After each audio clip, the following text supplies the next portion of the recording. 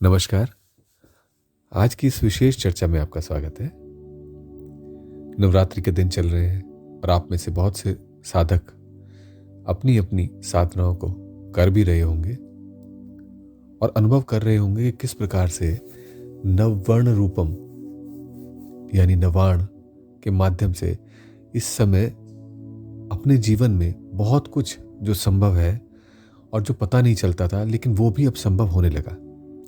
तो आज की हमारी चर्चा भी इसी विषय पर है कि किस प्रकार से शरीर की सारी संभावनाएं, हमारे अंदर जो संभावनाएं छुपी हुई हैं, उनको हम प्रत्यक्ष कर सकते हैं। क्या कुछ ऐसा हो सकता है जिसके माध्यम से हम हर क्षण हर पल नवीन हो सकें, एक रिपीटिशन बन के ना रह जाए, एक आदत बन के ना रह जाए। अगर आप देखें तो हमारा दिन भर 99% आदतें ही है और 1-8% होश में रहता है। तो हमें इसको परिवर्तित करना है और जब ये परिवर्तित होगा तभी हम उस पूरे पोटेंशियल को यूटिलाइज कर पाएंगे, अन्यथा वो यूटिलाइजेशन संभव ही नहीं है। क्योंकि जब भी अवसर मिलेगा हम उसको अपने आदत से भर लेंगे। अब आदतें कैसे हो सकती हैं?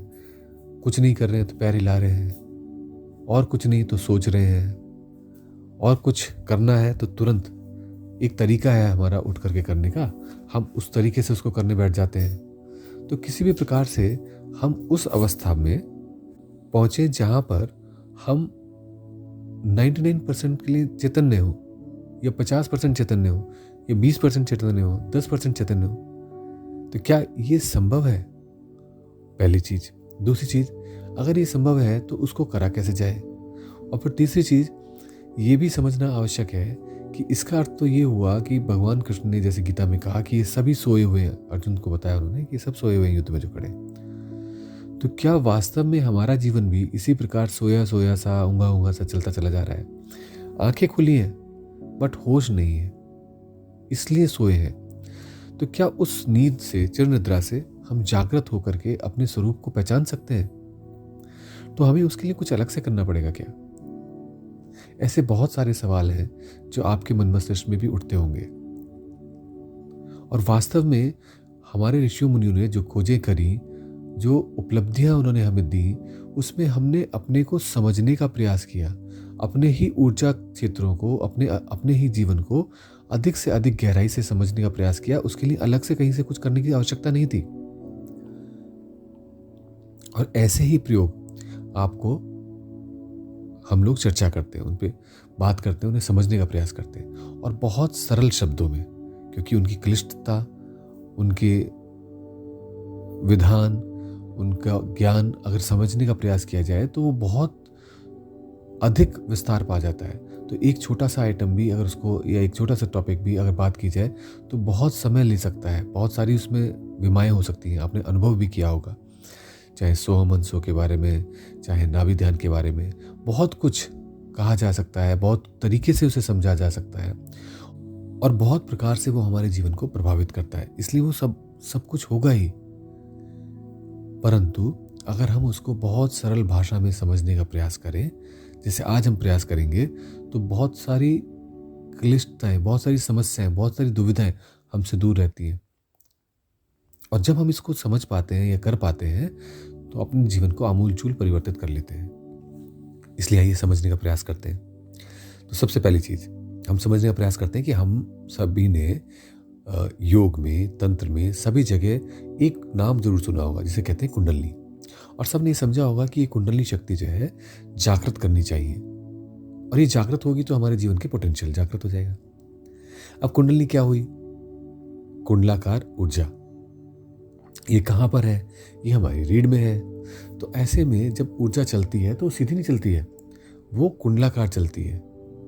चाहे वो प्रकाश की किरणें हो, जिन्हें इलेक्ट्रोमैग्नेटिक वेव्स कहते हैं, तो अगर आप देखेंगे तो उसमें ऊपर नीचे वो कुंडलाकार चलती है, सीधी नहीं चलती है। और ऐसे में ये ऊर्जा जब हमारे शरीर के अंदर स्पंदित होती है, सुषुम्ना जागृत होती है, तो हमारे चक्र जागृत हो जाते हैं, पूरा पद्म शरीर जागृत हो जाता है और वो फिर हमारी संभावनाओं को स्पष्ट करता है। तो अब इसके जागृत होने का अर्थ क्या हुआ? इसके जागृत होने का अर्थ हुआ सुषुम्ना में प्राणों का प्रवाह, गति होना, हमें उसका बोध होना। और जब वो ऊर्जा प्रवाह करती है तो ऊपर जाएगी तो फिर नीचे भी आएगी, आरोह होगा तो अवरोह भी होगा, और इस प्रकार से एक साइकिल बनती है। तो जब ये साइकिल बनती है तो इस साइकिल में सारे शरीर के अंगों को तृप्ति प्राप्त होती है, उनको ऊर्जा प्राप्त होती है, उनको जीवंतता प्राप्त होती है। और अगर ऐसा है जो आप अब समझ पाए होंगे, तो आवश्यक है कि इस साइकिल को इग्नाइट करा जाए, इस साइकिल को प्रारंभ किया जाए। और नवरात्रि से अच्छा समय इस साइकिल को प्रारंभ करने के लिए और कोई नहीं। कारण क्या है कि नवरात्रि अपने आप में ही 9 स्टेप्स हैं, 9 चरण हैं अपने पोटेंशियल को रियलाइज करने के, अपनी संभावनाओं को जानने के और उनको उपलब्ध होने के। और वो भी स्टेप बाय स्टेप हैं, कितने क्रिस्टल क्लियर हैं कि पहले दिन इतना पृथ्वी तत्व से संबंधित शैलपुत्री, दूसरे दिन जल तत्व से संबंधित ब्रह्मचारिणी, ऐसे करके स्टेप बाय स्टेप है, ताकि आप अपने जीवन में बहुत ज्यादा उलझने पैदा ना करें। एक एक चरण में एक एक साधना को करते जाएं और आगे बढ़ते जाएं। लेकिन आज हम जिसकी चर्चा करना चाहेंगे वो है देवी का वो रूप, वो भाव जिसके माध्यम से हमारे जीवन को एक नई गति मिलती है। आपने देखा होगा बहुत सारे व्यक्ति हमारे बीच में ऐसे होते हैं, लीडर्स होते हैं, नेता होते हैं, जिनको हर बार वो सरप्राइज कर देते हैं दूसरों को, हर बार कुछ नई चीज लेके आते हैं। और ऐसा कैसे हो सकता है कि उनके पिटारे में कुछ ना कुछ इतना सारा नवीन भरा पड़ा हो कि हर बार ही वो इस प्रकार से कर सकें। लोग कहीं और खेल रहे हो, वो कहीं और अपना एक नया विचार लेके आते हैं और नया कुछ हो जाता है, घटित हो जाता है। तो ये जो संभावना है, ये ही संभावना देवी की संभावना है। अर्थात हम हर क्षण हर पल एक नवीन रूप में जी रहे हैं। हमें हर क्षण एक क्षण ही मिलता है जीवन जीने के लिए, उसके बाद में दूसरा क्षण मिलेगा नहीं मिलेगा क्या पता। तो इसलिए उस क्षण में हम जीते हैं और उसे कहते हैं हर क्षण में नवीन होकर के जीना।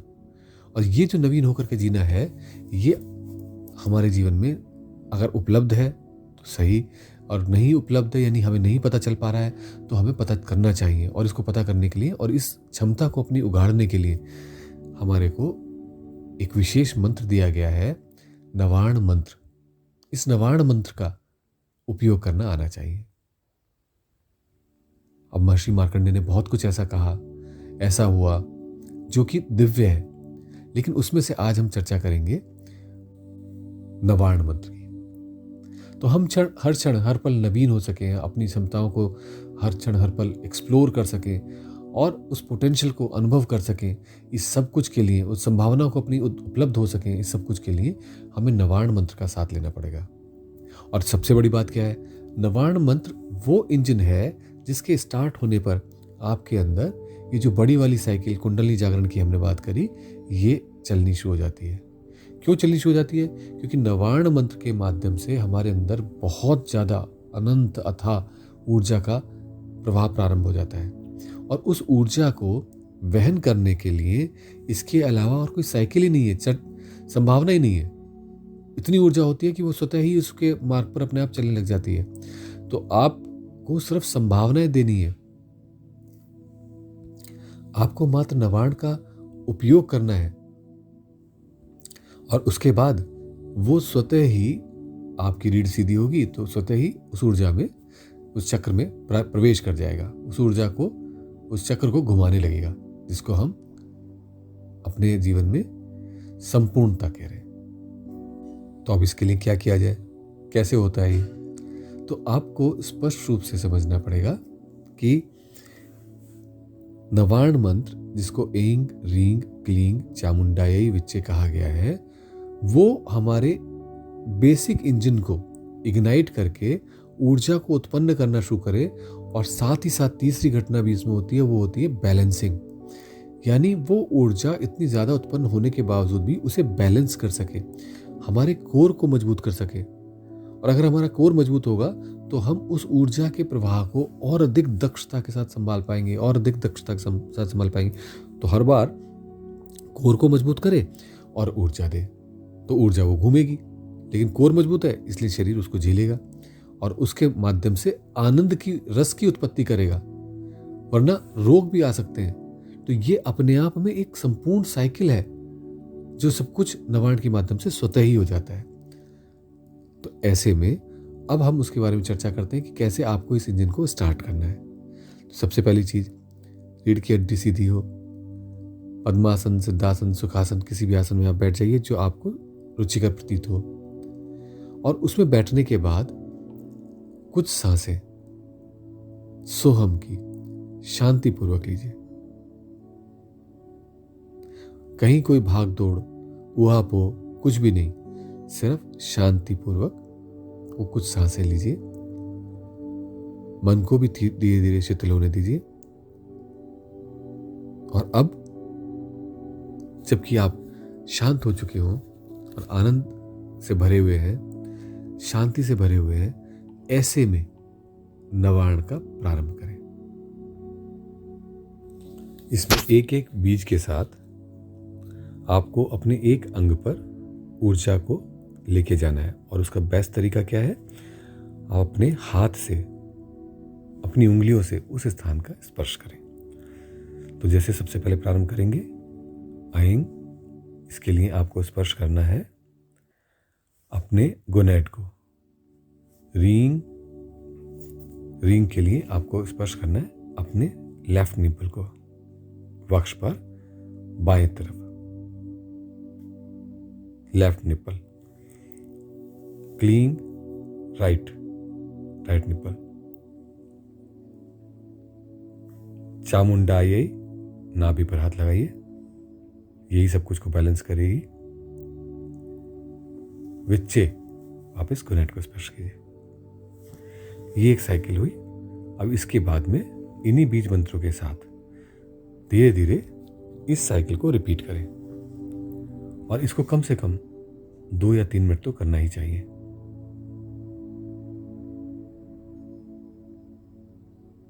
और इसको करते समय आपके अंदर ऊर्जा का प्रभाव प्रारंभ होगा। आपको अनुभव होगा कि कितनी ऊर्जा में है आपका जीवन, कितना आनंद में है। ये अनुभव करें कितना आनंद में है, ताकि वो जो ऊर्जा जनरेट भी हो रही है, अगर आपके अंदर कुछ कुंठाएं हों, ब्लॉकेजेस हों, तो भी उससे अप्रभावित रह सके। और वो जो खुशी आप अपने अंदर अनुभव कर रहे हैं, उसके माध्यम से उसे सही दिशा की प्राप्ति हो।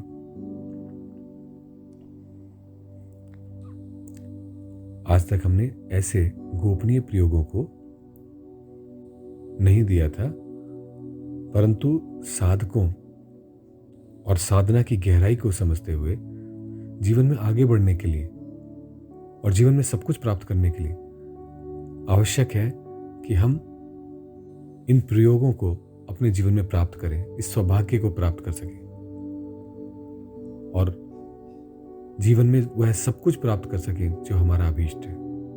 ऐसी कल्याण कामना के साथ आशा करता हूं आप इस प्रयोग को करेंगे और जीवन को की अद्भुत क्षमताओं को अनुभव कर सकेंगे। मैं स्वतः भी अपने गुरुओं के प्रति नमन के साथ आपको चाहता हूं कि इस साधना को आप करें। आज के लिए इतना ही।